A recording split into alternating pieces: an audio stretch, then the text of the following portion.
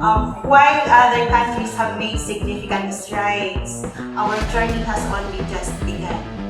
Yet, this should not be seen as an limitation, but rather as an opportunity. Yung mga sa nagawa ni Renz na meron siyang mga ibon.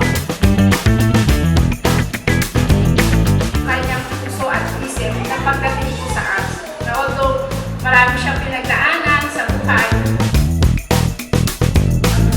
shape the digital landscape. Together, we can ensure that Filipino art and culture in this new era of connectivity and creativity. Mabuhay ang sining Filipino. Maraming salamat. By the proper use of its independence, we can attain liberation, we can attain true freedom sa kung ano man natatahakin natin sa buhay. We can unchain ourselves from this kung ano man yung gumugulo sa ating isipan, kung ano yung challenges, we can free ourselves. Yun lang po para naman.